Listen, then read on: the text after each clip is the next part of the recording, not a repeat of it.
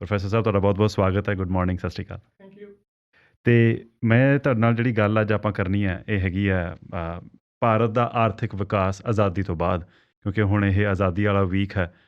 ਤੇ ਇਹਦੇ ਵਿੱਚ ਹੁਣ ਗੱਲ ਬਹੁਤ ਚੱਲਦੀ ਹੈ ਵੀ 73 ਸਾਲਾਂ ਦੇ ਵਿੱਚ ਇੰਡੀਆ 'ਚ ਆਰਥਿਕ ਵਿਕਾਸ ਕਿਸ ਹਿਸਾਬ ਦਾ ਹੋਇਆ, ਤੇ ਉਹਦੇ ਵਿੱਚ ਜੋ ਉਹਦੀ ਨੁਕਤਾਚੀਨੀ ਜਦੋਂ ਕਰਨੀ ਸ਼ੁਰੂ ਹੁੰਦੇ ਆ, ਫਿਰ ਕਈ ਲੋਕਾਂ ਦਾ ਇਹ ਮੰਨਣਾ ਹੁੰਦਾ ਵੀ ਜੀ ਅੰਗਰੇਜ਼ਾਂ ਦਾ ਰਾਜ ਬੈਟਰ ਸੀ। ਦੇਖੋ ਕਿੰਨੀ ਡਿਵੈਲਪਮੈਂਟ ਉਹਨਾਂ ਨੇ ਕਰ ਦਿੱਤੀ ਕਿ ਜੀ ਪੋਸਟਲ ਸਰਵਿਸ ਜਿਹੜੀ ਸੀ ਉਹ ਅੰਗਰੇਜ਼ਾਂ ਦੀ ਲਿਆਂਦੀ ਹੋਈ, ਜਾਂ ਰੇਲਵੇਜ਼ ਇੱਕ ਸਭ ਤੋਂ ਵੱਡਾ ਇੱਕ ਮਿਸਾਲ ਦਿੱਤੀ ਜਾਂਦੀ ਆ। ਪਰ ਉਹ ਚੀਜ਼ਾਂ ਅੰਗਰੇਜ਼ਾਂ ਨੇ ਆਪਣੀ ਗਰਜ਼ ਵਾਸਤੇ ਬਣਾਈਆਂ ਸੀ, ਆਪਣੀ ਜ਼ਰੂਰਤ ਨੂੰ ਬਣਾਈਆਂ ਸੀ। ਹਾਂਜੀ, ਬਿਲਕੁਲ ਇਹ ਤੁਹਾਡੀ ਗੱਲ ਠੀਕ ਹੈ। ਵਿਜੇ, ਮੈਂ ਪਹਿਲੀ ਗੱਲ ਇਹ ਕਹਿਣੀ ਚਾਹੂੰਗਾ ਵੀ ਜਿਹੜੀ ਆਜ਼ਾਦੀ ਹੈ ਇਹ ਮਨੁੱਖੀ ਫਿਤਰਤ ਹੈ। ਮਨੁੱਖ ਵਿਅਕਤੀਗਤ ਤੌਰ 'ਤੇ ਵੀ, ਇੰਡੀਵਿਜੂਅਲ ਵੀ ਅਤੇ ਸਮੂਹਕ ਤੌਰ 'ਤੇ ਵੀ ਆਜ਼ਾਦ ਰਹਿਣਾ ਚਾਹੁੰਦਾ ਹੈ, ਅਤੇ ਜੀ। ਇਹੀ ਗੱਲ ਦੇਸ਼ ਬਾਰੇ ਹੈ। ਅਤੇ ਜਦੋਂ ਅੰਗਰੇਜ਼ਾਂ ਦਾ ਰਾਜ ਸੀ, ਜਦੋਂ ਅਸੀਂ ਉਸ ਦੇ ਉੱਤੇ ਝਾਤ ਮਾਰੀਏ ਤਾਂ ਦੋ ਕਿਸਮ ਦਾ ਜਿਹੜਾ ਹੈਗਾ ਵਿਸ਼ਲੇਸ਼ਣ ਹੋਇਆ ਹੈ। ਇੱਕ ਪੋਲੀਟੀਕਲ ਅਤੇ ਦੂਸਰਾ ਹੋਇਆ ਹੈਗਾ ਹਿਸਟੋਰੀਕਲ। ਜੀ, ਆਰਥਿਕ 'ਤੇ ਝਾਤ ਪਾਉਣ ਦੀ ਬਹੁਤ ਘੱਟ ਕੋਸ਼ਿਸ਼ ਕੀਤੀ ਗਈ ਹੈ। ਇਹ ਸਹੀ ਗੱਲ ਤਾਂ। ਅਤੇ 2015 ਦੇ ਵਿੱਚ ਇੱਕ ਪਹਿਲੀ ਕਿਤਾਬ ਜਿਹੜੀ ਸ਼ਸ਼ੀ ਥਰੂਰ ਨੇ ਲਿਖੀ ਸੀ, ਐਰਾ ਆਫ ਡਾਰਕਨੈਸ, ਹਾਂਜੀ, ਇੱਕ ਨਾ ਇਨਗਲੋਰੀਅਸ ਐਮਪਾਇਰ, ਇਨਗਲੋਰੀਅਸ ਐਮਪਾਇਰ, ਉਹਦੇ ਵਿੱਚ ਉਹਨਾਂ ਨੇ ਪਹਿਲੀ ਵਾਰੀ ਇੱਕ ਆਰਥਿਕ ਮੁੱਦੇ ਰੇਜ਼ ਕੀਤੇ ਵੀ ਅੰਗਰੇਜ਼ਾਂ ਨੇ ਜਿਹੜਾ ਸਾਨੂੰ ਕੁੱਟਿਆ ਤੇ ਲੁੱਟਿਆ ਹੈ, ਤੇ ਜਿਹੜੀ ਲੁੱਟ ਕੀਤੀ ਹੈ ਉਹਦੇ ਵਿੱਚੋਂ ਸਾਨੂੰ ਵਾਪਸ ਦੇਣੀ ਚਾਹੀਦੀ ਹੈ ਕੁਛ। ਜੀ ਉਹਨਾਂ ਨੇ ਕਿਹਾ ਜਾਂ ਮਾਫੀ ਮੰਗਣ ਜਾਂ $1 ਵੀ ਦੇਣ, 1 ਪਾਉਂਡ ਵੀ ਦੇਣ, ਉਹ ਵੀ ਕਾਫੀ ਹੈ। ਜੀ। ਪਰ ਉਸ ਵੇਲੇ ਕੀ ਹੋਇਆ ਵੀ ਕੁਛ ਜਿਹੜੇ ਵੈਸਟ ਹਿਸਟੋਰੀਅਨ ਸੀਗੇ, ਇਕਨੋਮਿਕ ਹਿਸਟੋਰੀਅਨ ਸੀ, ਉਹਨਾਂ ਨੇ ਆ ਕੇ ਕਿਹਾ ਵੀ ਨਹੀਂ, ਅੰਗਰੇਜ਼ ਰਾਜ ਦਾ ਇੰਡੀਆ ਨੂੰ ਫਾਇਦਾ ਹੋਇਆ। ਹਾਂ, ਸਾਡੇ ਵੇਲੇ ਤੁਸੀਂ ਇਹ ਕੁਛ ਹੋਇਆ, ਐਜੂਕੇਸ਼ਨ ਅਸੀਂ ਲੈ ਕੇ ਗਏ, ਰੇਲਵੇਜ਼ ਅਸੀਂ ਬਣਾਈਆਂ। ਤਾਂ ਇੱਕ ਜਵਾਹਰ ਲਾਲ ਨਹਿਰੂ ਯੂਨੀਵਰਸਿਟੀ ਪ੍ਰੋਫੈਸਰ ਹੈ ਉਤਸਾ ਪਟਨਾਇਕ, ਅੱਛਾ ਜੀ। ਪ੍ਰੋਫੈਸਰ ਉਤਸਾ ਪਟਨਾਇਕ ਬੜੀ ਅੱਛੀ ਇਕਨੋਮਿਸਟ ਹੈ, ਹਾਰਵਰਡ ਆਕਸਫੋਰਡ ਦੀ, ਇੰਗਲੈਂਡ ਦੀ ਪੜ੍ਹੀ ਹੋਈ ਹੈ। ਉਹਨਾਂ ਨੇ ਇਸ ਦਾ ਬੀੜਾ ਚੁੱਕਿਆ ਵੀ ਮੈਂ ਦੱਸੂੰ ਵੀ ਤੁਸੀਂ ਸਾਨੂੰ ਕਿੰਨਾ ਲੁੱਟਿਆ। ਓਕੇ, ਸੋ ਉਹਨਾਂ ਨੇ ਇੱਕ ਜਿਹੜੀ ਡਾਲਰ ਵੈਲਿਊ ਸੀ ਉਹ ਨਿਰਧਾਰਿਤ ਕਰ ਦਿੱਤੀ ਉਹਦੀ। ਉਹਨਾਂ ਨੇ ਕੀ ਕੀਤਾ ਵੀ ਜਿਹੜੇ ਅੰਗਰੇਜ਼ ਗੌਰਮੈਂਟ ਦੇ ਅੰਕੜੇ ਇਸ਼ੂ ਕੀਤੇ ਸੀ ਉਹਨਾਂ ਵੇਲਿਆਂ ਦੇ ਵਿੱਚ, ਹਾਂਜੀ, ਉਹਨਾਂ ਦਾ ਹੀ ਵਿਸ਼ਲੇਸ਼ਣ ਕਰਕੇ ਇੱਕ ਐਸਾ ਫੂਲ ਪ੍ਰੂਫ ਦਿੱਤਾ ਵੀ ਤੁਸੀਂ ਕਿੰਨਾ ਲੁੱਟਿਆ। ਤਾਂ ਉਹਦੇ ਵਿੱਚ ਉਹਨਾਂ ਨੇ 9.2 ਟ੍ਰਿਲੀਅਨ ਪਾਉਂਡ ਟੋਟਲ ਲੁੱਟ ਉਸ ਵੇਲੇ ਦੀ 1765 ਤੋਂ ਲੈ ਕੇ 1938 ਤੱਕ ਦਾ ਜਿਹੜਾ ਅੰਕੜਾ ਦਿੱਤਾ। ਮੈਂ ਪ੍ਰੋਫੈਸਰ ਸਾਹਿਬ ਪੜ੍ਹ ਰਿਹਾ ਸੀ, ਕੈਂਬਰਿਜ ਦੇ ਹਿਸਟੋਰੀਅਨ ਨੇ ਇੱਕ ਐਂਗਸ ਮੈਡੀਸਨ, ਉਹਨਾਂ ਦੀ ਇੱਕ ਸਟੱਡੀ ਮੁਤਾਬਕ ਕਹਿੰਦੇ ਵੀ ਜਦੋਂ ਸਨ 1700 ਦੇ ਵਿੱਚ ਜੇ ਅਸੀਂ ਟੋਟਲ ਵਰਲਡ ਦੀ ਆਮਦਨ ਵੇਖੀਏ, ਉਹਦੇ ਵਿੱਚ ਇੰਡੀਆ ਦਾ ਹਿੱਸਾ ਸਨ 1700 'ਚ 22.6% ਸੀ। ਜਦੋਂ ਤੱਕ 1952 ਆਇਆ, ਜਿਹੜੀ ਵਰਲਡ ਇਨਕਮ ਸੀ ਉਹਦੇ ਵਿੱਚ ਇੰਡੀਆ ਦਾ ਜਿਹੜਾ ਹਿੱਸਾ ਸੀ ਉਹ 3.8% ਰਹਿ ਗਿਆ ਸੀ ਘੱਟ ਕੇ।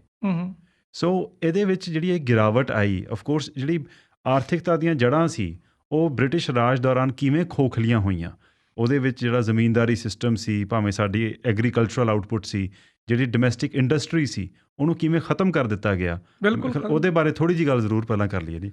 ਦੇਖੋ ਉਸ ਵੇਲੇ ਕੀ ਸੀ, ਜਿਸ ਤਰ੍ਹਾਂ ਸਾਡੀ ਢਾਕੇ ਦੀ ਮਲਮਲ ਸੀ, ਸਾਡਾ ਜਿਹੜਾ ਕੱਪੜੇ ਦਾ ਉਦਯੋਗ ਸੀ ਬਹੁਤ ਉੱਚਾ ਸੀ ਜੀ, ਸਾਡੀਆਂ ਹੈਂਡੀਕ੍ਰਾਫਟਸ ਦਾ ਬਹੁਤ ਕੁਛ ਸੀ। ਤਾਂ ਉਸ ਵੇਲੇ ਇੰਡਸਟਰੀਅਲ ਰੈਵੋਲੂਸ਼ਨ ਵੀ ਆ ਰਿਹਾ ਸੀਗਾ ਇੰਗਲੈਂਡ ਦੇ ਵਿੱਚ। ਉਹਨਾਂ ਨੂੰ ਰਾ ਮਟੀਰੀਅਲ ਚਾਹੀਦਾ ਸੀਗਾ, ਅਤੇ ਜਿਹੜਾ ਪੱਕਾ ਮਾਲ ਸੀ, ਬਣਾਇਆ ਮਾਲ ਵੇਚਣ ਲਈ ਮੰਡੀ ਚਾਹੀਦੀ ਸੀ ਜੀ। ਉਹਨਾਂ ਨੇ ਦੋਨੇ ਚੀਜ਼ਾਂ ਕੀਤੀਆਂ। ਜਿਹੜਾ ਸਾਡਾ ਕੱਚਾ ਮਾਲ ਸੀ ਇਹਨੂੰ ਲੁੱਟਣ ਲਈ ਕੰਮ ਕੀਤਾ ਜੀ, ਜਿਹੜਾ ਉੱਥੋਂ ਦਾ ਪੱਕਾ ਮਾਲ ਸੀਗਾ, ਜਿਹੜਾ ਬਣਿਆ ਹੋਇਆ ਮਾਲ ਸੀ, ਉਸ ਨੂੰ ਵੇਚਣ ਲਈ ਇੱਕ ਮੰਡੀ ਲੱਭੀ ਜੀ। ਤਾਂ ਉਹ ਜਿਹੜੀ ਉਤਸਾ ਪਟਨਾਇਕ ਨੇ ਗੱਲਾਂ ਕੀਤੀਆਂ ਨੇ ਸਾਰੀਆਂ, ਉਹ ਸਾਰੀਆਂ ਇਸੇ ਚੀਜ਼ ਨੂੰ ਰਿਵਿਊ ਕਰਕੇ ਉਹਨਾਂ ਨੇ ਇੱਕ ਜਿਹੜਾ 9.2 ਟ੍ਰਿਲੀਅਨ ਪਾਉਂਡ ਦੀ ਗੱਲ ਕੀਤੀ ਹੈ ਜੀ। ਅਤੇ ਉਸ ਤੋਂ ਬਾਅਦ 'ਚ ਉਹਨਾਂ ਨੇ ਕਿਹਾ ਵੀ ਜੇ 5% ਦਾ ਉਹਦੇ ਉੱਤੇ ਰੇਟ ਆਫ ਇੰਟਰਸਟ ਵੀ ਲਾ ਲਈਏ, ਅਸੀਂ ਵਿਆਜ ਦਰ ਜੇ 5% ਵੀ ਲਾ ਲਈਏ, ਤਾਂ ਹੁਣ ਤੱਕ ਜਿਹੜਾ ਬਣਦਾ ਉਹ 45 ਟ੍ਰਿਲੀਅਨ ਪਾਉਂਡ ਬਣਦਾ ਹੈ ਜੀ। ਤਾਂ ਇੱਕ ਬੜੀ ਵੱਡੀ ਲੁੱਟ ਹੈ। ਅਤੇ ਇਹ 2 ਸਾਲ ਹੋ ਗਏ ਇਸ ਜਿਹੜਾ ਉਹਦੀ ਖੋਜ ਪੱਤਰ ਜਿਹੜਾ ਸੀਗਾ ਡਿਸਕਸ ਕੀਤਾ ਹੈ। ਉਹਨੇ ਆਕਸਫੋਰਡ ਦੇ ਵਿੱਚ ਜਾ ਕੇ ਵੀ ਇਹ 'ਤੇ ਗੱਲ ਕੀਤੀ, ਉਹਨੇ ਅਮਰੀਕਾ ਦੇ ਵਿੱਚ ਵੀ ਆ ਕੇ ਇਹ 'ਤੇ ਗੱਲ ਕੀਤੀ, ਕਿਸੇ ਨੇ ਇਸ ਨੂੰ ਚੈਲੰਜ ਨਹੀਂ ਕੀਤਾ। ਕਿਉਂਕਿ ਅਕਸਰ ਗੱਲ ਕੀ ਹੁੰਦੀ ਪ੍ਰੋਫੈਸਰ ਸਾਹਿਬ, ਜਦੋਂ ਕਦੇ ਵੀ ਗੱਲ ਆਉਂਦੀ ਹੈ ਨਾ ਅੰਗਰੇਜ਼ਾਂ ਨੇ ਭਾਰਤ ਦੀ ਲੁੱਟ ਖਸੁੱਟ ਕੀਤੀ, ਹੁਣ ਰੀਸੈਂਟਲੀ ਆਫ ਲੇਟ ਇੱਕ ਗੱਲ ਤਾਂ ਵੀ ਕੋਹੀਨੂਰ ਹੀਰਾ, ਸਾਡਾ ਕੋਹੀਨੂਰ ਹੀਰਾ ਵਾਪਸ ਕਰ ਦਿਓ, ਉਹ 'ਤੇ ਇੱਕ ਉਹ ਟੈਂਜੀਬਲ ਚੀਜ਼ 'ਤੇ ਆ ਕੇ ਗੱਲ ਰੁਕ ਜਾਂਦੀ ਆ। ਪਰ ਜਿਹੜੀ ਆਹ ਸਾਰੀ ਸਟੱਡੀ ਜਿਹਦਾ ਤੁਸੀਂ ਬਿਊਰਾ ਦਿੱਤਾ, ਜਿਹਦਾ ਤੁਸੀਂ ਵੇਰਵਾ ਦੱਸ ਰਹੇ ਹੋ, ਇਹਦੇ ਵਿੱਚ ਦੇਖੋ 45 ਟ੍ਰਿਲੀਅਨ ਪਾਉਂਡ ਅੱਜ ਦੀ ਵੈਲਿਊ, ਜੇ ਉਹਨੂੰ ਇਨਫਲੇਸ਼ਨ ਐਡਜਸਟਡ ਜਾਂ ਉਹਨੂੰ ਆਪਾਂ ਕਰ ਲਈਏ ਇੰਟਰਸਟ ਰੇਟ ਦੇ ਉੱਤੇ ਪਾ ਲਈਏ, ਮਤਲਬ ਜੇ ਅਸੀਂ ਉਹਨੂੰ ਕੰਟੈਕਸਟ ਦੇ ਵਿੱਚ ਪਾਉਣਾ ਹੋਵੇ, ਇਸ ਵੇਲੇ ਇੰਡੀਆ ਦੀ ਇਕੋਨਮੀ ਤਕਰੀਬਨ $3 ਟ੍ਰਿਲੀਅਨ ਦੀ ਹੈ ਸਾਲਾਨਾ, ਅਤੇ ਉਹ ਵੀ $3 ਟ੍ਰਿਲੀਅਨ $, ਇਹ 45 ਟ੍ਰਿਲੀਅਨ ਪਾਉਂਡ ਆ। ਬਿਲਕੁਲ, ਮਤਲਬ ਡਾਲਰਾਂ ਦੇ ਵਿੱਚ ਹੋਰ ਜ਼ਿਆਦਾ ਵੱਧ ਜਾਂਦਾ।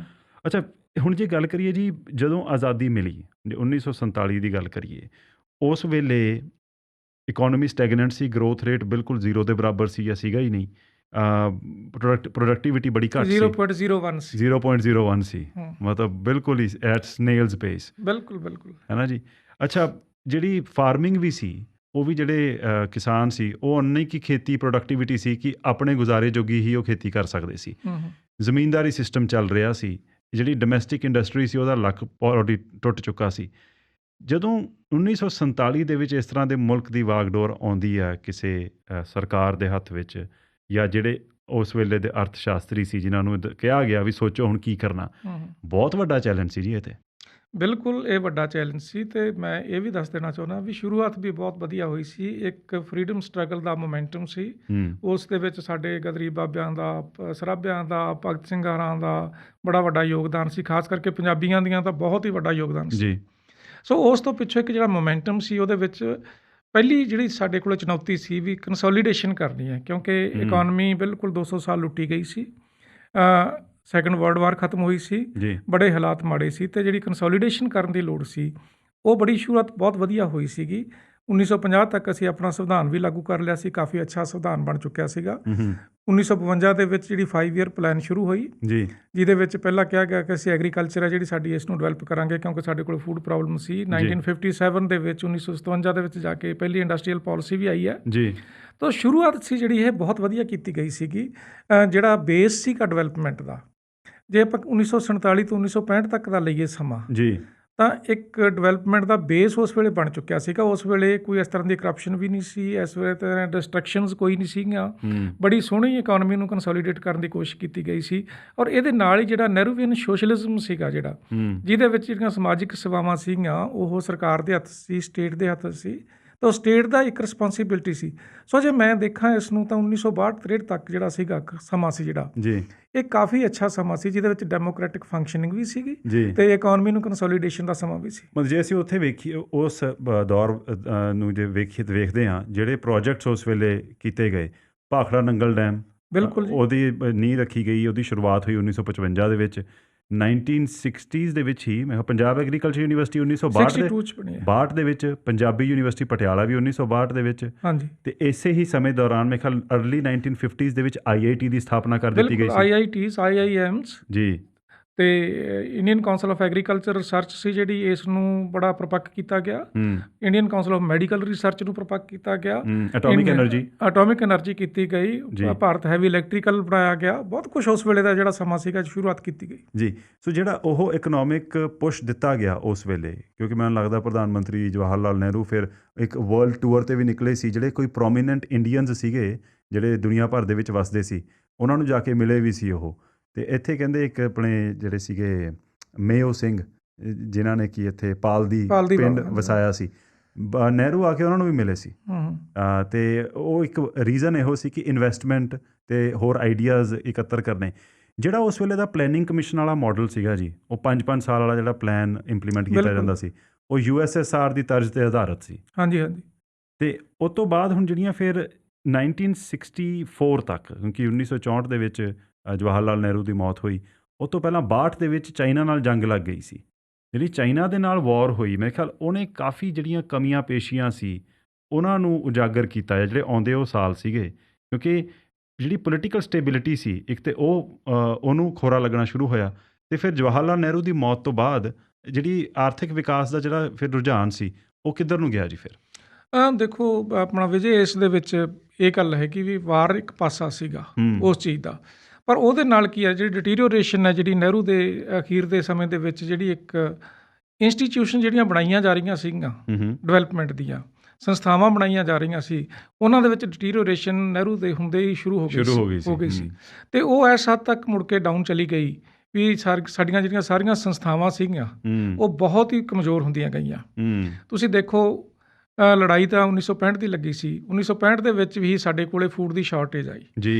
ਇੰਡੀਆ ਉਸ ਵੇਲੇ ਰੂਸ ਦੇ ਨਾਲ ਅਲਾਇੰਸ ਕਰ ਰਿਹਾ ਸੀਗਾ, ਅਤੇ PL480 ਦੇ ਅੰਡਰ ਸਾਨੂੰ ਜਿਹੜੀ ਸੀ ਫੂਡ ਆ ਰਿਹਾ ਸੀਗਾ, ਅਮਰੀਕਾ ਤੋਂ ਆ ਰਿਹਾ ਸੀ ਜੀ। ਤਾਂ ਅਮਰੀਕਾ ਨੇ ਸਾਡੇ ਉਸ ਵੇਲੇ ਹੱਥ ਖਿੱਚ ਲਿਆ ਜੀ। ਪਰ ਉਸ ਵੇਲੇ ਇੱਕ ਨਾਲ ਚੰਗੀ ਗੱਲ ਹੋਈ, ਅਮਰੀਕਾ ਦੀ ਵੀ ਲੋੜ ਸੀਗੀ ਵੀ ਗ੍ਰੀਨ ਰੈਵੋਲੂਸ਼ਨ ਟੈਕਨੋਲੋਜੀ ਸੀ ਜਿਹੜੀ, ਉਹ ਇੰਟਰਨੈਸ਼ਨਲ ਇੰਸਟੀਟਿਊਸ਼ਨਸ ਦੇ ਵਿੱਚ ਡਿਵੈਲਪ ਹੋਈ ਸੀਗੀ, ਅਤੇ ਉਹ ਸਾਡੇ ਕੋਲ ਟੈਕਨੋਲੋਜੀ ਆਈ, ਅਤੇ ਉਹਦੇ ਨਾਲ ਜਿਹੜੀ ਭੁੱਖਮਰੀ ਉਹ ਦੂਰ ਹੋਈ ਜੀ। ਪਰ ਇਹਦੇ ਨਾਲ ਜਿਹੜੀਆਂ ਦੂਸਰੀਆਂ ਗੱਲਾਂ ਚੱਲੀਆਂ ਵੀ ਲੋਕਾਂ ਦਾ ਵਿਸ਼ਵਾਸ ਵੀ ਸੀ ਜਿਹੜਾ ਆਜ਼ਾਦੀ ਤੋਂ ਉੱਠਣਾ ਸ਼ੁਰੂ ਹੋ ਗਿਆ। ਜੇ 1960s ਦੇ ਆਪਾਂ ਐਂਡ 'ਤੇ ਗੱਲ ਕਰੀਏ ਤਾਂ ਪਹਿਲੀ ਵਾਰੀ ਇੱਕ ਯੰਗ ਮੂਵਮੈਂਟ ਜਿਹੜੀ ਨਕਸਲਾਈਟ ਮੂਵਮੈਂਟ ਸੀ ਉਹ ਉੱਠੀ ਜੀ।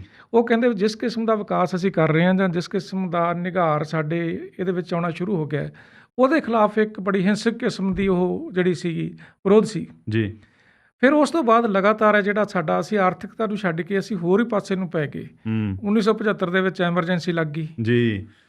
ਫਿਰ ਜਿਹੜਾ ਜੇਪੀ ਮੂਵਮੈਂਟ ਸ਼ੁਰੂ ਹੋਈ ਜੀ। ਸੋ ਜੇ ਆਪਾਂ 1965 ਤੋਂ ਲੈ ਕੇ ਜਿਹੜਾ ਹੈਗਾ ਸ਼ੁਰੂ ਕਰੀਏ ਤਾਂ ਇਹਦੇ ਵਿੱਚ ਇੱਕ ਬੜੀ ਵਧੀਆ ਜਿਹੜੀ ਗੱਲ ਇਹ ਹੋਈ ਸੀ ਵੀ ਖੇਤੀਬਾੜੀ ਦਾ ਸਾਡਾ ਵਿਕਾਸ ਬਹੁਤ ਹੋਇਆ ਸੀਗਾ।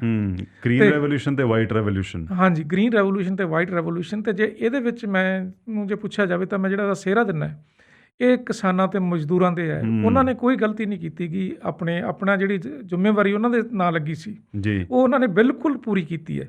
ਜੇ ਸਾਨੂੰ ਲੈਟ ਡਾਊਨ ਕੀਤਾ ਹੈਗਾ ਤਾਂ ਸਾਡੇ ਸਿਆਸਤਦਾਨਾਂ ਨੇ ਤੇ ਸਾਡੀ ਬਿਊਰੋਕ੍ਰੇਸੀ ਨੇ ਲੈਟ ਡਾਊਨ ਕੀਤਾ ਹੈ। ਮੇਰੇ ਖਿਆਲ 1965 ਦਾ ਜਦੋਂ ਉਹਦੇ ਹਵਾਲੇ ਤੋਂ ਜੇ ਗੱਲ ਕਰੀਏ ਬਹੁਤ ਸਾਰੇ ਸੁਣਨ ਵਾਲਿਆਂ ਨੂੰ ਪਤਾ ਹੋਏਗਾ, ਕਈਆਂ ਨੇ ਸੁਣੀ ਹੋਣੀ ਗੱਲ ਪਰ ਕਈਆਂ ਨੇ ਉਹ ਤਜਰਬਾ ਹੰਢਾਇਆ ਵੀ ਹੋਣਾ।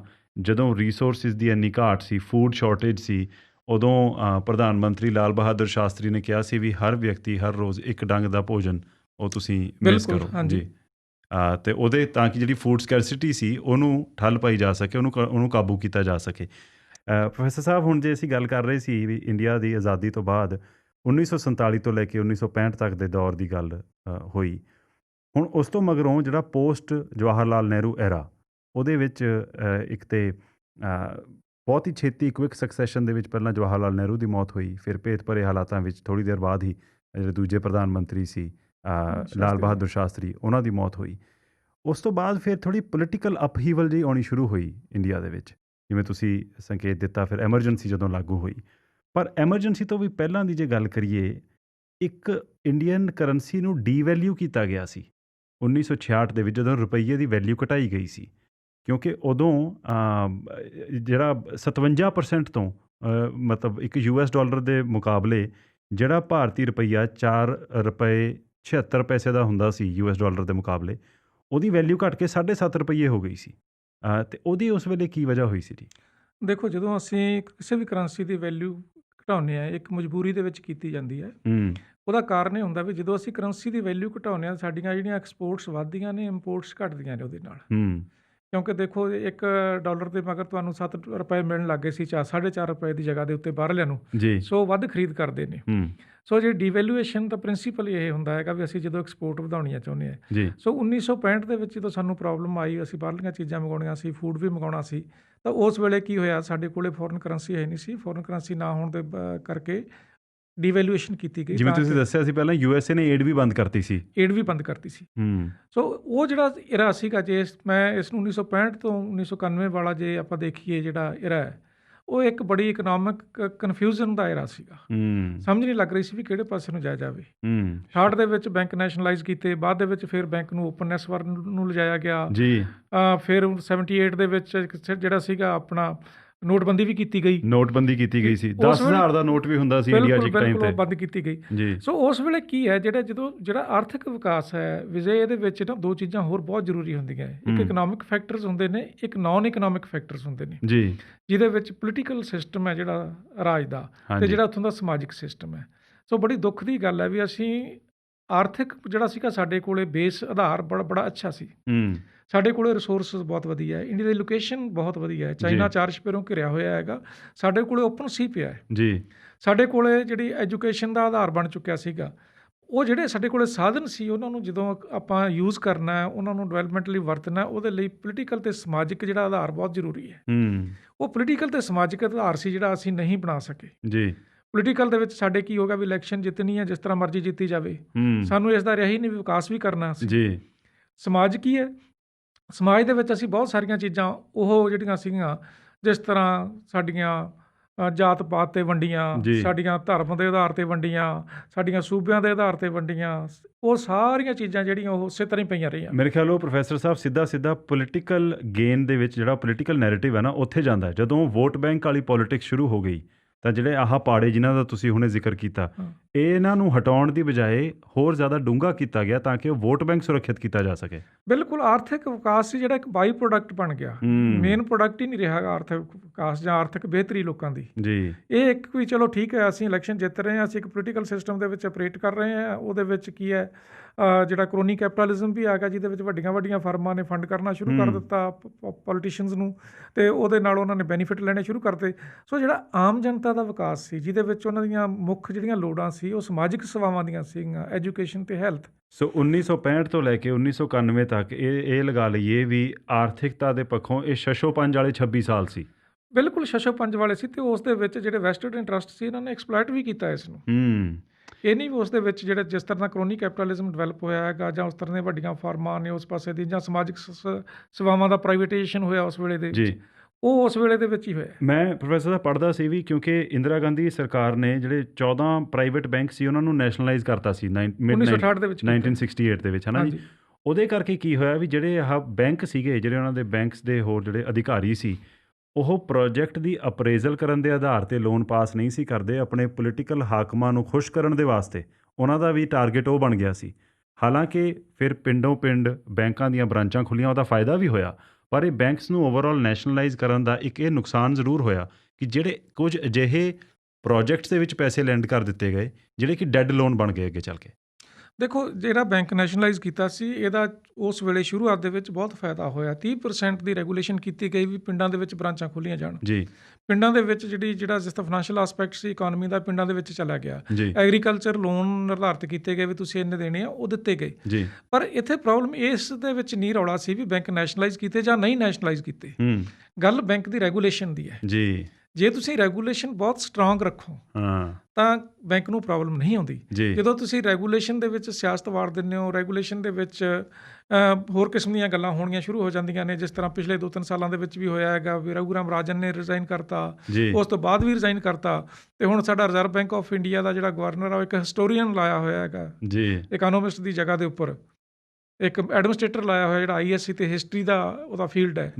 ਤਾਂ ਉਹ ਜਿਹੜੀ ਰੈਗੂਲੇਸ਼ਨ ਦੀ ਜਿਹੜੀ ਡੈਫੀਸ਼ੀਐਂਸੀ ਹੈ ਉਹ ਇਹਦਾ ਮੁੱਖ ਤੌਰ 'ਤੇ ਜ਼ਿੰਮੇਵਾਰ ਹੈ, ਨਾ ਕਿ ਬੈਂਕ ਦਾ। ਚਾਹੇ ਬੈਂਕ ਪ੍ਰਾਈਵੇਟ ਹੋਣ, ਚਾਹੇ ਬੈਂਕ ਸਰਕਾਰੀ ਹੋਣ, ਪਰ ਜਿੰਨਾ ਚਿਰ ਰੈਗੂਲੇਸ਼ਨ ਇਹਦੀ ਸਟਰੋਂਗ ਨਹੀਂ ਹੁੰਦੀ ਗੀ, ਉਹਨਾਂ ਚਿਰ ਉਹ ਰੈਗੂਲੇਸ਼ਨ ਦੇ ਸਿਰ ਦੇ ਉੱਤੇ ਜਿਹੜੇ ਬੈਂਕ ਹੈ ਫੰਕਸ਼ਨ ਕਰਦੇ। ਅੱਛਾ, ਇੱਕ ਪ੍ਰੋਫੈਸਰ ਸਾਹਿਬ ਇਹ ਵੀ ਗੱਲ ਹੈ ਕਿ 1947 ਤੋਂ 1965 ਤੱਕ ਸਟੇਟ ਦਾ ਕਾਫੀ ਰੋਲ ਸੀ ਹਰ ਚੀਜ਼ ਨੂੰ ਡਿਵੈਲਪ ਕਰਨ ਦੇ ਵਿੱਚ। ਪਬਲਿਕ ਸੈਕਟਰ ਕਾਫੀ ਐਕਟਿਵ ਸੀ, ਪਰ ਉਹਦੀ ਮੁਖਾਲਫਤ ਵੀ ਹੁੰਦੀ ਰਹੀ ਉਸ ਸਮੇਂ 'ਤੇ। ਪਰ ਆਈ ਥਿੰਕ ਉਦੋਂ ਉਹ ਜ਼ਰੂਰਤ ਸੀ ਕਿ ਜਿਹੜੇ ਵੀ ਮੇਨ ਪ੍ਰੋਜੈਕਟ ਸੀ ਉਹ ਸਾਰੇ ਸਰਕਾਰੀ ਇਨਵੈਸਟਮੈਂਟ ਦੇ ਨਾਲ ਹੀ ਉਹਨਾਂ ਨੂੰ ਅੱਗੇ ਤੋਰਿਆ ਗਿਆ। ਬਿਲਕੁਲ, ਉਸ ਵੇਲੇ ਕੀ ਲੋੜ ਕਿਉਂ ਸੀ? ਇੱਕ ਬੜੀ ਵੱਡੀ ਇਨਵੈਸਟਮੈਂਟ ਦੀ ਲੋੜ ਸੀ, ਜਿਵੇਂ ਰੇਲਵੇਜ਼ ਦੇ ਵਿੱਚ ਸੀ, ਐਜੂਕੇਸ਼ਨ ਦੇ ਵਿੱਚ ਸੀ, ਭਾਰਤ ਹੈਵੀ ਇਲੈਕਟ੍ਰੀਕਲ ਦੇ ਵਿੱਚ ਸੀ, ਡੈਮ ਬਣੇ, ਤਾਂ ਉਹਦੇ ਵਿੱਚ ਪ੍ਰਾਈਵੇਟ ਸੈਕਟਰ ਤਾਂ ਆ ਹੀ ਨਹੀਂ ਰਿਹਾ ਸੀ ਉਦੋਂ ਬੜੀ ਲੋੜ ਸੀ। ਔਰ ਮੇਰੇ ਖਿਆਲ ਦੇ ਵਿੱਚ, ਜੇ ਮੇਰੀ ਨਿੱਜੀ ਰਾਏ ਜਾਣੀ ਜਾਵੇ, ਤਾਂ ਇਸ ਨੂੰ ਕੰਟੀਨਿਊ ਕਰਨਾ ਚਾਹੀਦਾ ਸੀਗਾ। ਇਹਦੇ ਵਿੱਚ ਜਿਸ ਤਰ੍ਹਾਂ ਦੀ ਨਿਗਾਰ ਜਾਂ ਕਰਪਸ਼ਨ ਵਗੈਰਾ ਆਈਆਂ, ਜੇ ਨਾ ਆਉਂਦੀਆਂ ਤਾਂ ਇੱਕ ਬੜੀ ਵੱਡੀ ਦੇਣ ਸੀ। ਦੇਖੋ, 2 ਚੀਜ਼ਾਂ ਦੀ ਮੈਂ ਜੇ ਗੱਲ ਕਰਾਂ ਇੱਥੇ, ਪੰਜਾਬ ਦੇ ਵਿੱਚ ਗ੍ਰੀਨ ਰੈਵੋਲੂਸ਼ਨ ਦੇ ਵਿੱਚ ਜਿਹੜਾ ਰੋਲ ਹੈ ਜਿਹੜਾ ਵੀਟ ਰੈਵੋਲੂਸ਼ਨ ਹੈ ਉਹਦੇ ਵਿੱਚ ਭਾਖੜਾ ਡੈਮ ਦਾ ਰੋਲ ਹੈ। ਸਾਰੀ ਕਣਕ ਦਾ ਸਿੰਚਾਈ ਦੇ ਵਿੱਚ ਤੇ ਹੋਇਆ। ਨਾਲ ਦੀ ਨਾਲ ਜਿਹੜੀ ਰੂਰਲ ਇਲੈਕਟ੍ਰੀਫਿਕੇਸ਼ਨ ਕੀਤੀ ਤਾਂ ਝੋਨਾ ਜਦੋਂ ਆਇਆ ਤਾਂ ਉਸ ਵੇਲੇ ਸਾਡੀ ਜਿਹੜੀ ਬਿਜਲੀ ਦੀ ਉਤਪਾਦਨ ਸੀ, ਜੇ ਭਾਖੜਾ ਡੈਮ ਨਾ ਹੁੰਦਾ ਤਾਂ ਸਾਡਾ ਕਣਕ ਦਾ ਰੈਵੋਲੂਸ਼ਨ ਵੀ ਨਹੀਂ ਆਉਣਾ ਸੀ ਤੇ ਸਾਡਾ ਝੋਨੇ ਦਾ ਵੀ ਨਹੀਂ ਆਉਣਾ ਸੀ। ਜਦੋਂ ਪ੍ਰੋਫੈਸਰ ਸਾਹਿਬ ਭਾਖੜਾ ਡੈਮ ਦੀ ਨੀਂਹ ਰੱਖੀ ਗਈ, ਭਾਖੜਾ ਡੈਮ ਚੱਲਣਾ ਸ਼ੁਰੂ ਹੋਇਆ, ਬਾਕੀ ਯੂਨੀਵਰਸਿਟੀਜ਼ ਬਣੀਆਂ, ਜਦੋਂ ਮੈਨੂੰ ਯਾਦ ਤਾਂ ਨਹੀਂ, ਮੈਂ ਪੜ੍ਹਿਆ ਮੈਨੂੰ ਉਹ ਯਾਦ ਹੈ, ਮੈਨੂੰ ਸੁਣਿਆ ਯਾਦ ਨਹੀਂ ਉਦੋਂ ਤਾਂ, ਮਤਲਬ ਆਈ ਵਾਜ਼ਨਟ ਈਵਨ ਬੋਰਨ। ਪਰ ਉਦੋਂ ਪ੍ਰਧਾਨ ਮੰਤਰੀ ਨੇ ਇਹ ਗੱਲ ਕਹੀ ਸੀ, ਕਹਿੰਦੇ ਇਹ ਮਾਡਰਨ ਇੰਡੀਆ ਦੇ ਮੰਦਰ ਨੇ। ਬਿਲਕੁਲ, ਮਤਲਬ ਤੁਸੀਂ ਦੇਖੋ ਵੀ ਪੋਲੀਟੀਕਲ ਨੈਰੇਟਿਵ ਉਦੋਂ ਕਿਸ ਹਿਸਾਬ ਦਾ ਇੱਕ ਸੈੱਟ ਕਰੇ ਜਾਣ ਦੀ ਕੋਸ਼ਿਸ਼ ਕੀਤੀ ਜਾ ਰਹੀ ਸੀ। ਲੋਕਾਂ ਨੂੰ ਇਹ ਦੱਸਿਆ ਜਾ ਰਿਹਾ ਸੀ ਵੀ ਇਹ ਨੇ ਅੱਗੇ ਜਿਨ੍ਹਾਂ ਨੇ ਇੰਡੀਆ ਨੂੰ ਅੱਗੇ ਲੈ ਕੇ ਜਾਣਾ। ਸੋ ਇਹ ਪ੍ਰੋਜੈਕਟਸ ਨੇ ਜਿਹੜੇ ਕਿ ਮਾਡਰਨ ਇੰਡੀਆ ਦੇ ਮੰਦਰ ਨੇ। ਪਰ ਹੁਣ ਸਾਨੂੰ ਪਤਾ ਹੈ ਵੀ ਹੁਣ ਪੋਲੀਟਿਕਸ ਦਾ ਰੁਝਾਨ ਹੁਣ ਦੂਜੇ ਪਾਸੇ ਨੂੰ ਪਿਆ ਹੋਇਆ। ਅੱਛਾ, ਇੱਕ ਗੱਲ ਇਹ ਜ਼ਰੂਰ ਕਰਨੀ ਚਾਹਾਂਗਾ ਜੀ ਮੈਂ ਕਿ 1977 ਦੇ ਵਿੱਚ ਜਦੋਂ ਜਨਤਾ ਪਾਰਟੀ ਦੀ ਸਰਕਾਰ ਆਈ, ਜਦੋਂ ਸ਼ਸ਼ੋਪੰਜ ਦੇ 26 ਸਾਲਾਂ ਦੇ ਵਿੱਚ ਇੱਕ ਇਹ ਦੌਰ ਸੀ ਐਮਰਜੈਂਸੀ ਤੋਂ ਬਾਅਦ ਵੇਲੇ, ਉਦੋਂ ਜਦੋਂ ਨੋਟਬੰਦੀ ਕੀਤੀ ਗਈ, 1000 ਰੁਪਇਆ, 5000 ਰੁਪਇਆ, 10000 ਰੁਪਏ ਦਾ ਨੋਟ ਵੀ ਇੰਡੀਆ 'ਚ ਇੱਕ ਸਮੇਂ ਛਪਦਾ ਰਿਹਾ। ਬਿਲਕੁਲ, ਹਾਂਜੀ। ਤੇ ਬਲੈਕ ਮਨੀ ਕੰਟਰੋਲ ਕਰਨ ਲਈ ਉਦੋਂ ਕੀਤਾ ਗਿਆ ਸੀ। ਤੇ ਇੱਕ ਸੀਗਾ ਫੋਰਨ ਐਕਸਚੇਂਜ ਰੈਗੂਲੇਸ਼ਨ ਐਕਟ। ਜਦੋਂ ਉਹ ਲਿਆਂਦਾ ਗਿਆ ਤਾਂ ਕੁਝ ਜਿਹੜੀਆਂ ਅੰਤਰਰਾਸ਼ਟਰੀ ਕੰਪਨੀਆਂ ਸੀ ਉਹ ਫਿਰ ਇੰਡੀਆ ਤੋਂ ਪਾਸਾ ਵੱਟ ਗਈਆਂ, ਉਹ ਫਿਰ ਛੱਡ ਗਏ ਆਪਣਾ ਕਾਰੋਬਾਰ ਉੱਥੋਂ। ਉਹਦੇ ਵਿੱਚ ਕੋਕਾ ਕੋਲਾ ਅਤੇ IBM ਸਪੈਸ਼ਲੀ, ਇਹ 2 ਵੱਡੀਆਂ ਕੰਪਨੀਆਂ ਉਸ ਵੇਲੇ ਓਪਰੇਟ ਕਰਦੀਆਂ ਸੀ। ਅਤੇ ਇਹਨਾਂ ਨੇ ਕਹਿ ਦਿੱਤਾ ਵੀ 40% ਤੋਂ ਵੱਧ ਫੋਰਨ ਇਨਵੈਸਟਮੈਂਟ ਨਹੀਂ ਹੋ ਸਕਦੀ ਕਿਸੇ ਕੰਪਨੀ ਦੇ ਵਿੱਚ। ਬਿਲਕੁਲ। ਅਤੇ ਮੈਨੂੰ ਯਾਦ ਹੈ ਵੀ ਜੀ ਜਦੋਂ ਮਿਡ-90s ਦੇ ਵਿੱਚ ਨਾ ਕੋਕਾ ਕੋਲਾ ਦੁਬਾਰਾ ਇੰਡੀਆ 'ਚ ਵਿਕਣਾ ਸ਼ੁਰੂ ਹੋਇਆ, ਚੰਡੀਗੜ੍ਹ ਦੇ 17 ਸੈਕਟਰ ਕਿੰਨੀਆਂ ਲੰਬੀਆਂ ਕਤਾਰਾਂ ਲੱਗੀਆਂ ਹੋਈਆਂ ਸੀ। ਤੇ ਉਦੋਂ ਮੇਰੇ ਪੇਰੈਂਟਸ ਨੇ ਦੱਸਿਆ, ਕਹਿੰਦੇ, ਮੈਂ ਕਿਹਾ ਵੀ ਕੋਕਾ ਕੋਲਾ ਨੂੰ ਲੈ ਕੇ ਇੰਨਾ ਜ਼ਿਆਦਾ ਇੰਨੀ ਐਕਸਾਈਟਮੈਂਟ ਕਿਉਂ ਆ? ਕਹਿੰਦੇ ਵੀ 70s ਤੱਕ ਵਿਕਦਾ ਰਿਹਾ ਇੰਡੀਆ ਦੇ ਵਿੱਚ, ਫਿਰ ਬੰਦ ਹੋ ਗਿਆ ਸੀ, ਹੁਣੇ ਵਾਪਸ ਆ ਰਿਹਾ। ਉਦੋਂ ਮੈਂ ਛੋਟਾ ਸੀ, ਉਦੋਂ ਮੈਂ ਗੱਲ ਬਹੁਤੀ ਗੌਰ ਹੀ ਨਹੀਂ, ਮੈਂ ਚਲੋ ਠੀਕ ਆ, ਪ੍ਰੋਡਕਟ ਨਵਾਂ ਲਾਂਚ ਹੋਇਆ। ਪਰ ਕੁਝ ਚੀਜ਼ਾਂ ਜਿਹੜੀਆਂ ਆਲਰੇਡੀ ਸਥਾਪਿਤ ਹੋ ਚੁੱਕੀਆਂ ਸੀ। ਤੁਹਾਡੀ ਚਾਚੇ ਜਦੋਂ 1977 ਦੇ ਵਿੱਚ ਇਸ ਤਰ੍ਹਾਂ ਦਾ ਇਹ ਰੂਲ ਲਿਆਂਦਾ ਗਿਆ ਕਿ ਜੀ 40% ਤੋਂ ਵੱਧ ਫੋਰਨ ਇਨਵੈਸਟਮੈਂਟ ਨਹੀਂ ਹੋ ਸਕਦੀ, ਉਹ ਸਹੀ ਫੈਸਲਾ ਸੀ ਉਸ ਵੇਲੇ ਵਾਸਤੇ ਕਿ ਨਹੀਂ, ਜੇ ਪਿੱਛਲ ਝਾਤ ਮਾਰ ਕੇ ਹੁਣ ਵੇਖੀਏ? ਦੇਖੋ, ਜੇ ਉਹਦੇ 'ਤੇ ਝਾਤ ਮਾਰੀਏ ਤਾਂ ਕੋਕਾ ਕੋਲਾ ਬਹੁਤ ਵੱਡੀ ਕੰਪਨੀ ਸੀ, ਇਹ ਮੋਨੋਪੋਲੀ ਕ੍ਰੀਏਟ ਕਰ ਰਹੀ ਸੀ ਸੌਫਟ ਡਰਿੰਕਸ ਦੇ ਵਿੱਚ। ਤਾਂ ਤੁਹਾਡੇ ਵੇਲੇ ਤਾਂ ਸ਼ਾਇਦ ਤੁਸੀਂ ਨਾ ਦੇਖਿਆ ਹੋਵੇ, ਅਸੀਂ ਇਹ ਦੇਖਿਆ ਵੀ ਜਦੋਂ ਕੋਕਾ ਕੋਲਾ ਬੰਦ ਹੋਇਆ ਤਾਂ ਬੜੀਆਂ ਇੰਡੀਅਨ ਕੰਪਨੀਜ਼ ਆ ਗਈਆਂ, ਫੈਂਟਾ, ਟ੍ਰਿਪ, ਥਮਸ ਅਪ, ਕਿੰਨੀਆਂ ਇੰਡੀਅਨ ਕੰਪਨੀਆਂ ਸੀ ਜਿਹੜੀਆਂ ਉਹ ਲੋਕਲ ਕੰਪਨੀਆਂ ਉਹਦੇ ਵਿੱਚ ਆਈਆਂ। ਤਾਂ ਲੋਕਲ ਕੰਪਨੀਆਂ ਦੇ ਆਉਣ ਨਾਲ ਜਿਹੜੀ ਲੋਕਲ ਕੈਪੀਟਲ ਸੀ ਉਹ ਯੂਜ਼ ਹੋਈ, ਲੋਕਲ ਲੇਬਰ ਸੀ ਉਹ ਯੂਜ਼ ਹੋਈ, ਅਤੇ ਮੋਨੋਪੋਲੀ ਤੋਂ ਖਹਿੜਾ ਛੁੱਟਿਆ ਸਾਡਾ ਜੀ। ਇਸ ਚੀਜ਼ ਨੂੰ ਕੰਸੋਲੀਡੇਟ ਕੀਤਾ ਜਾਣਾ ਚਾਹੀਦਾ ਸੀਗਾ। ਸੋ ਮੇਰੇ ਹਿਸਾਬ ਦੇ ਵਿੱਚ ਨਾਲ ਜੇ ਦੇਖਿਆ ਜਾਵੇ ਤਾਂ ਉਸ ਵੇਲੇ ਇੱਕ ਜਿਹੜਾ ਫੋਰਨ ਐਕਸਚੇਂਜ ਰੈਗੂਲੇਸ਼ਨ ਐਕਟ ਸੀਗਾ ਲਿਆਂਦਾ, ਇਹ ਇੱਕ ਸਹੀ ਫੈਸਲਾ ਸੀਗਾ। ਪਰ ਉਹਦੇ ਨਾਲ ਸੀ ਜੀ ਡੋਮੈਸਟਿਕ ਇਕੋਨਮੀ ਨੂੰ ਸਟਰੈਂਥਨ ਕਰਨ ਦੀ ਲੋੜ ਸੀ। ਜਿਹੜੀ ਜਿਸ ਤਰ੍ਹਾਂ ਦੀ ਕਰਪਸ਼ਨ ਸਾਡੇ ਪਬਲਿਕ ਸੈਕਟਰ ਦੇ ਵਿੱਚ ਜਾਂ ਇੰਸਟੀਟਿਊਸ਼ਨ ਦੇ ਵਿੱਚ ਵੜ ਗਈ ਸੀਗੀ, ਜੇ ਉਹ ਚੈੱਕ ਕੀਤੀ ਜਾਂਦੀ, ਮੇਰਾ ਖਿਆਲ ਹੈ ਜਿਹੜਾ ਟ੍ਰਿਪ, ਥਮਸ ਅਪ ਤੇ ਫੈਂਟਾ ਤੇ ਇਹ ਜਿਹੜੀਆਂ ਕੰਪਨੀਆਂ ਸੀਗੀਆਂ, ਹੋ ਸਕਦਾ ਅੱਜ ਨੂੰ ਗਲੋਬਲ ਕੰਪਨੀਆਂ ਬਣੀਆਂ ਹੁੰਦੀਆਂ ਜੀ। ਪਰ ਗੱਲ ਉਹੀ ਜਿਹੜੀ ਤੁਸੀਂ ਪਹਿਲਾਂ ਗੱਲ ਕੀਤੀ ਵੀ ਕਿਉਂਕਿ ਪੋਲੀਟੀਕਲ ਅਨਸਟੇਬਿਲਿਟੀ ਸੀ, ਹਰ ਕਿਸੇ ਦਾ ਮਕਸਦ ਤੇ ਇਹ ਸੀ ਵੀ ਅਗਲਾ ਇਲੈਕਸ਼ਨ ਜਿੱਤ ਲਈਏ ਤਿਗੜਮਬਾਜ਼ੀ ਨਾਲ। ਬਿਲਕੁਲ ਉਹਨੇ ਉਹ ਮਾਹੌਲ ਹੀ ਪਣਪਣ ਨਹੀਂ ਦਿੱਤਾ ਜਿਹਦੇ ਵਿੱਚ ਇਕੋਸਿਸਟਮ ਬਣ ਸਕਦਾ ਤਾਂ ਕਿ ਇਸ ਤਰ੍ਹਾਂ ਦੀਆਂ ਕੰਪਨੀਆਂ ਹੋਰ ਪ੍ਰਫੁੱਲਤ ਹੋ ਸਕਦੀਆਂ। ਪ੍ਰੋਫੈਸਰ ਸਾਹਿਬ, 1991 ਤੇ ਆਉਣਾ ਚਾਹਾਂਗੇ ਕਿਉਂਕਿ ਉਹ ਬਹੁਤ ਇੰਪੋਰਟੈਂਟ ਮੋੜ ਆਇਆ ਸੀ, ਟਰਨਿੰਗ ਪੁਆਇੰਟ ਸੀ ਇੰਡੀਅਨ ਇਕੋਨਮੀ ਦੇ ਵਿੱਚ। ਇੱਕ ਵਾਰ ਸਿਚੁਏਸ਼ਨ ਇਹੋ ਜਿਹੀ ਬਣ ਗਈ ਸੀ ਕਿ ਪੈਸੇ, ਫੋਰਨ ਰਿਜ਼ਰਵ ਇੰਡੀਆ ਕੋਲ ਇੰਨਾ ਕੀ ਸੀ ਕਿ ਜਿਹੜਾ ਬਾਹਰੋਂ ਮਾਲ ਇੰਪੋਰਟ ਕੀਤਾ ਜਾਂਦਾ ਸੀ ਉਹ 3 ਹਫ਼ਤੇ ਦੇ ਮਾਲ ਦੀ ਪੇਮੈਂਟ ਜੋਗੇ ਪੈਸੇ ਹੀ ਬਚ ਗਏ ਸੀ, ਅਤੇ ਸਾਰਾ ਦਾ ਸਾਰਾ ਸੋਨਾ ਜਿਹੜਾ ਇੰਡੀਆ ਕੋਲ ਸੀ ਆਪਣੇ ਰਿਜ਼ਰਵ 'ਚੋਂ ਗਿਰਵੀ ਰੱਖਣਾ ਪੈ ਗਿਆ ਸੀ ਜਦੋਂ ਮਨਮੋਹਨ ਸਿੰਘ ਫਾਈਨੈਂਸ ਮਿਨਿਸਟਰ ਦੇ ਤੌਰ 'ਤੇ ਆਏ। ਉਸ ਸਮੇਂ ਬਾਰੇ ਜ਼ਰੂਰ ਦੱਸੋ ਜੀ ਕਿ ਉਹ ਟਰਨਿੰਗ ਪੁਆਇੰਟ ਕਿਉਂ ਸੀ ਇੰਡੀਅਨ ਇਕੋਨਮੀ ਵਾਸਤੇ? ਉਹਦੇ ਲਈ ਜਿਹੜੀ ਸੀ ਨਾ ਵਰਲਡ ਇਕੋਨਮੀ ਦੇ ਵਿੱਚ ਇੱਕ ਪਲੈਨਿੰਗ ਕੀਤੀ ਗਈ ਸੀ 1977 ਦੇ ਵਿੱਚ, ਜਦੋਂ ਮਿਲਟਨ ਫਰਾਈਡਮੈਨ ਨੂੰ ਪਹਿਲਾਂ ਨੋਬਲ ਪ੍ਰਾਈਜ਼ ਦਿੱਤਾ ਹੈ, ਅਤੇ ਉਹਦੀਆਂ ਜਿਹੜੀਆਂ ਪਾਲਿਸੀਜ਼ ਸੀ 81 ਦੇ ਵਿੱਚ ਵਰਲਡ ਦੇ ਵਿੱਚ ਲਾਗੂ ਕੀਤੀਆਂ ਗਈਆਂ ਜੀ। ਤਾਂ ਜਿਹੜਾ ਇੰਟਰਨੈਸ਼ਨਲ ਮੋਨੀਟਰੀ ਫੰਡ ਅਤੇ ਵਰਲਡ ਬੈਂਕ ਸੀ, ਇਹਨਾਂ ਨੇ ਇਹ ਪਾਲਿਸੀ ਨੂੰ ਅਡਾਪਟ ਕੀਤਾ ਜੀ। ਤਾਂ ਉਹਦੇ ਵਿੱਚ ਜਿਹੜੀ ਇੰਡੀਆ ਦੇ ਜਿਹੜੇ ਕਾਨੂੰਨ ਸੀ, ਜਿਹੜੇ ਇਹਨਾਂ ਦੇ ਬਣਾਏ ਹੋਏ ਇੰਡੀਆ ਦੇ, ਉਹ ਇਹਨਾਂ ਨਾਲ ਮੈਚ ਨਹੀਂ ਕਰਦੇ ਸੀ। ਤਾਂ ਉਹਦੇ ਨਾਲ ਜਦੋਂ ਇੰਡੀਆ ਮਦਦ ਮੰਗਦਾ ਸੀ ਵਰਲਡ ਬੈਂਕ ਤੋਂ ਵੀ ਜਾਂ IMF ਤੋਂ ਵੀ ਮਦਦ ਮੰਗਦਾ ਸੀ, ਤਾਂ ਉਹਦੇ ਨਾਲ ਕੰਡੀਸ਼ਨਸ ਲਾਈਆਂ ਜਾਂਦੀਆਂ ਸੀਗੀਆਂ ਜੀ ਵੀ ਤੁਸੀਂ ਇਹ ਕਰੋ, ਜੇ ਤੁਸੀਂ ਇਹ ਨਹੀਂ ਕਰਦੇ ਤਾਂ ਤੁਹਾਨੂੰ ਕਿਸੇ ਕਿਸਮ ਦੀ ਮਦਦ ਨਹੀਂ ਹੋਏਗੀ। ਉਹਦੇ ਵਿੱਚ ਕੀ ਹੋਇਆ ਵੀ ਇੰਡੀਅਨ ਇਕੋਨਮੀ ਦੇ ਐਕਸਪੋਰਟਸ ਬਹੁਤ ਘੱਟ ਗਈਆਂ ਉਸ ਵੇਲੇ ਦੇ ਵਿੱਚ ਜੀ, ਅਤੇ ਇੰਪੋਰਟਸ ਸਾਨੂੰ ਲੋੜ ਸੀ, ਅਸੀਂ ਵਧਾਈਆਂ, ਅਤੇ ਸਾਡੇ ਕੋਲ ਇੱਕ ਫੋਰਨ ਜਿਹੜਾ ਐਕਸਚੇਂਜ ਦਾ ਡੈਫੀਸਿਟ ਇੰਨਾ ਵੱਡਾ ਹੋ ਗਿਆ ਜੀ। ਉਸ ਨੂੰ ਯੂਜ਼ ਕਰਕੇ 1991 ਦੇ ਵਿੱਚ ਫਿਰ ਇੱਕ ਮਜਬੂਰੀ ਦੇ ਤਹਿਤ ਜਿਹੜਾ ਨਵਾਂ ਰਜੀਮ, ਜਿਹਨੂੰ LPG ਰਜੀਮ ਕਹਿੰਦੇ ਆ ਜੀ, ਲਿਬਰਲਾਈਜੇਸ਼ਨ, ਗਲੋਬਲਾਈਜੇਸ਼ਨ ਅਤੇ ਪ੍ਰਾਈਵੇਟਾਈਜੇਸ਼ਨ ਸੀ ਜਿਹੜਾ, ਉਹ ਕੰਡੀਸ਼ਨਸ ਦੇ ਤਹਿਤ ਇੰਡੀਆ ਨੂੰ ਮੰਨਣਾ ਪਿਆ। ਉਦੋਂ ਵੀ ਕਰੰਸੀ ਡੀਵੈਲਿਊ ਕਰਨੀ ਪਈ ਸੀ ਫਿਰ?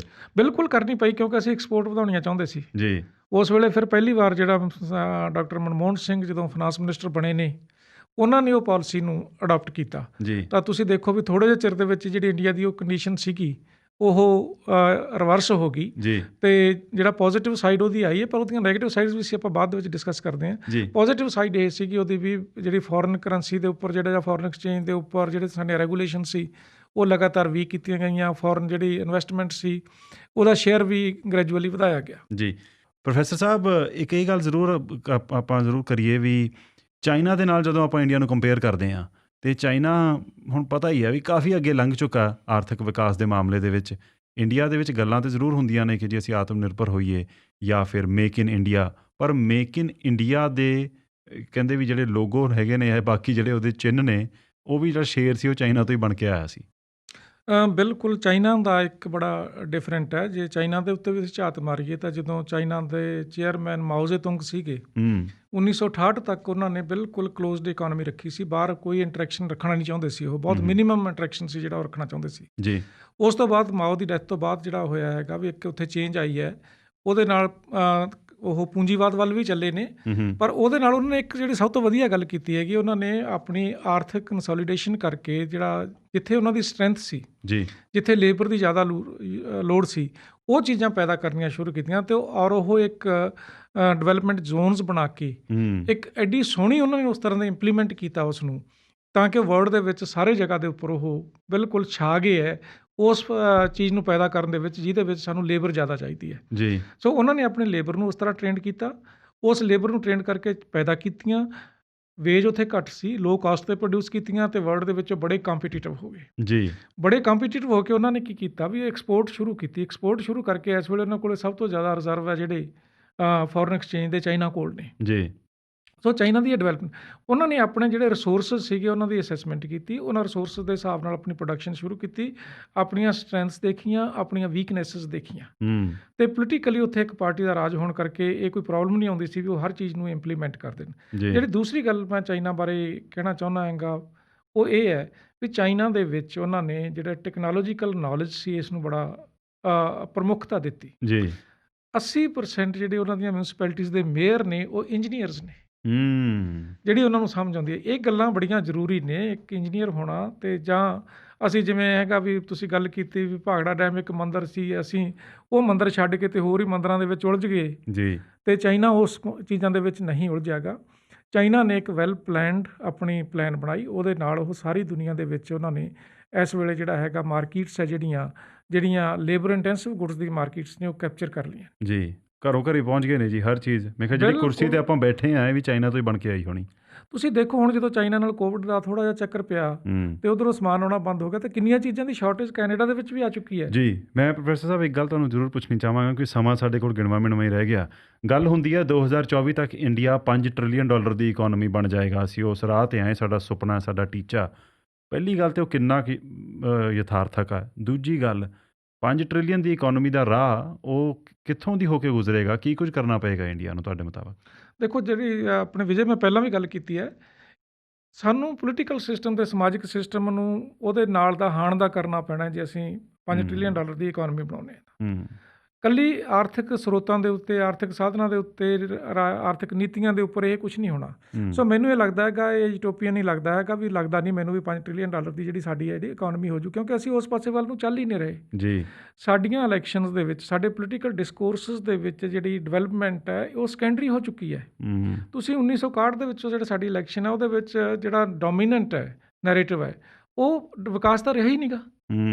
ਅਸੀਂ ਤਾਂ ਇੱਕ ਕੀ ਹੈ, ਪਿੰਡਾਂ ਦੇ ਵਿੱਚ ਗਲੀਆਂ ਨਾਲੀਆਂ ਅਤੇ ਇੱਕ ਲੈਟਰੀਨ ਬਣਾਉਣੀਆਂ, ਇਸ ਚੀਜ਼ ਨੂੰ ਹਾਲੇ ਵਿਕਾਸ ਗਿਣੀ ਬੈਠੇ ਹਾਂ, ਜਾਂ ਇੱਕ ਸਿਲੰਡਰ ਦੇ ਤਾਂ ਉਸ ਨੂੰ ਅਸੀਂ ਵਿਕਾਸ ਗਿਣੀ ਬੈਠੇ ਹਾਂ।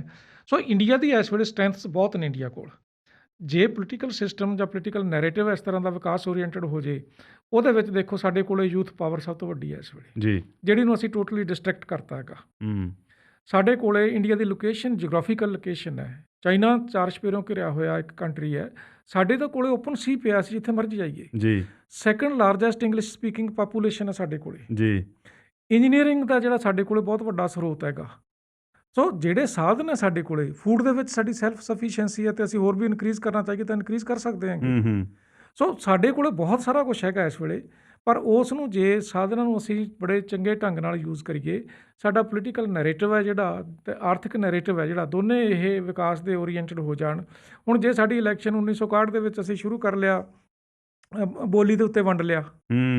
67 ਦੇ ਵਿੱਚ ਕੀ ਹੋਇਆ ਵੀ ਇੰਦਰਾ ਗਾਂਧੀ ਚੰਗੀ ਕਿ ਦੂਜੇ ਚੰਗੇ, ਕਾਂਗਰਸ ਦੇ ਵਿੱਚ ਇਹ ਸ਼ੁਰੂ ਹੋ ਗਿਆ। 72 ਦੀ ਇਲੈਕਸ਼ਨ ਅਸੀਂ ਬੰਗਲਾਦੇਸ਼ ਵਾਲੀ ਲੜਾਈ ਦੇ ਸਿਰ 'ਤੇ ਜਿੱਤ ਲਈ। 77 ਦੀ ਇਲੈਕਸ਼ਨ ਐਮਰਜੈਂਸੀ ਦੇ ਖਿਲਾਫ ਹੋ ਗਈ। 80 ਦੀ ਇਲੈਕਸ਼ਨ ਹੋ ਗਈ ਵੀ ਇੱਕ ਬੜੀਆਂ ਜਿਹੜੀਆਂ ਆਈਡੀਓਲੋਜੀ ਡਿਫਰੈਂਟ ਵਾਲੀਆਂ, ਇੱਕ ਮਿਲਗੋਭਾ ਇਕੱਠਾ ਹੋਇਆ ਸੀਗਾ ਉਹ ਖਿਲਰ ਗਿਆ, ਉਸ 'ਤੇ ਹੋ ਗਈ। 85 ਦੀ ਇਲੈਕਸ਼ਨ ਅਸੀਂ ਪ੍ਰੈਪਰੇਸ਼ਨ ਬਲੂ ਸਟਾਰ ਦੇ ਉੱਤੇ ਕਰ ਲਈ। ਜਿਹੜੀ 99 ਦੀ ਇਲੈਕਸ਼ਨ ਸੀਗੀ ਉਹ ਵੀ ਉਸੇ ਦੇ ਉੱਪਰ ਕਰ ਲਈ। ਫਿਰ ਅਸੀਂ ਮੰਦਰ ਮਸਜਿਦਾਂ ਦੇ ਚੱਕਰਾਂ 'ਚ ਪੈ ਗਏ, ਉਸ ਦੇ ਉੱਤੇ ਇਲੈਕਸ਼ਨ ਲੜ ਲਈ। ਜਦੋਂ ਅਸੀਂ ਸਾਡਾ ਪੋਲੀਟੀਕਲ ਸਿਸਟਮ, ਜਿਹਨੇ ਪੋਲੀਟੀਕਲ ਸਿਸਟਮ ਇੱਕ ਡਿਵੈਲਪਮੈਂਟ ਦਾ ਇੰਜਨ ਹੁੰਦਾ ਹੈ, ਉਹਨੇ ਉਸ ਪਾਸੇ ਵੱਲ ਨੂੰ ਲਿਜਾਣਾ ਹੁੰਦਾ, ਕਿੱਧਰ ਨੂੰ ਜਾਣਾ ਹੈ। ਅਤੇ ਜੋ ਇੰਜਨ ਹੀ ਖੜ੍ਹ ਗਿਆ ਹੈਗਾ ਤਾਂ ਫਿਰ ਦੂਜੀ ਜਿਹੜੀ ਡਿਵੈਲਪਮੈਂਟ ਹੈ ਉਹ ਬਹੁਤ ਔਖੀ ਹੈ। ਸੋ ਸਾਨੂੰ ਉਹ ਇੰਜਨ ਹੈ ਜਿਹੜਾ ਉਸ ਨੂੰ ਸਟਾਰਟ ਕਰਕੇ ਉਸ ਇੰਜਨ ਨੂੰ ਸਹੀ ਰਾਹ 'ਤੇ ਪਾਉਣ ਦੀ ਲੋੜ ਹੈ। ਅਤੇ ਇੱਕ ਇਹਦੇ ਵਿੱਚ ਜਿਹੜਾ ਸਾਡੀ ਯੂਥ ਹੈ, ਯੂਥ ਨੂੰ ਜਿੰਨਾ ਡਿਸਟਰੈਕਟ ਕਰ ਦਿੱਤਾ ਗਿਆ ਹੈ, ਉਹ ਯੂਥ ਨੂੰ ਰਾਹ 'ਤੇ ਲਿਆਉਣਾ ਪੈਣਾ ਹੈਗਾ। ਯੂਥ ਨੂੰ ਜਿਸ ਤਰ੍ਹਾਂ ਦੀਆਂ ਬਣਾਇਆ ਹੋਇਆ ਹੈਗਾ, ਜਿਸ ਤਰ੍ਹਾਂ ਦੇ ਉਹ ਗਾਣੇ ਸੁਣ ਰਹੇ ਆ, ਜਿਸ ਤਰ੍ਹਾਂ ਦੀਆਂ ਗੱਲਾਂ ਕਰ ਰਹੇ ਆ, ਜਿਸ ਤਰ੍ਹਾਂ ਦਾ ਐਕਸਪੋਜ਼ਰ ਹੈਗਾ, ਉਹਨਾਂ ਦੀ ਥਾਲੀ ਦੇ ਵਿੱਚ ਜੋ ਲੱਡੂ ਆ ਕੇ ਉਹਨਾਂ ਨੂੰ ਦਿੱਤਾ ਜਾ ਰਿਹਾ ਉਹ ਕੌੜਾ ਲੱਡੂ ਹੈ, ਮਿੱਠਾ ਲੱਡੂ ਨਹੀਂ ਗਾ। ਸੋ ਉਹ ਲੱਡੂ ਨੂੰ ਵੀ ਮਿੱਠਾ ਕਰਨ ਦੀ ਲੋੜ ਹੈਗੀ। ਤਾਂ ਸੋ ਯੂਥ ਜਿੰਨਾ ਚਿਰ ਟੇਕ ਓਵਰ ਨਹੀਂ ਕਰਦੀ ਗੀ, ਮੇਰਾ ਖਿਆਲ ਹੈਗਾ, ਅਤੇ ਸਹੀ ਰਾਹ ਦੇ ਉੱਪਰ ਤੁਰਦੀ ਨਹੀਂ ਗੀ, ਅਤੇ ਪੋਲੀਟੀਕਲ ਡਿਸਕੋਰਸ ਨਹੀਂ ਚੇਂਜ ਕਰਦੀ ਗੀ, ਉਹਨਾਂ ਚਿਰ ਜਿਹੜਾ ਆਰਥਿਕ ਡਿਸਕੋਰਸ ਹੈ ਉਹ ਵੀ ਚੇਂਜ ਨਹੀਂ ਹੋਣਾ। ਪ੍ਰੋਫੈਸਰ ਸਾਹਿਬ, ਤੁਹਾਡਾ ਬਹੁਤ ਬਹੁਤ ਧੰਨਵਾਦ। ਮੈਨੂੰ ਪਤਾ ਹੈ ਵਿਸ਼ਾ ਅਜਿਹਾ ਹੈ, ਇਹਦੇ ਉੱਪਰ ਹੋਰ ਕਿੰਨੀ ਵਿਸਥਾਰਤ ਡਿਸਕਸ਼ਨ ਹੋ ਸਕਦੀ ਹੈ, ਪਰ ਤੁਸੀਂ ਸਮਾਂ ਕੱਢ ਕੇ ਆ ਜਾਏ। Thank you so much. ਮਿਹਰਬਾਨੀ, ਬਹੁਤ ਬਹੁਤ।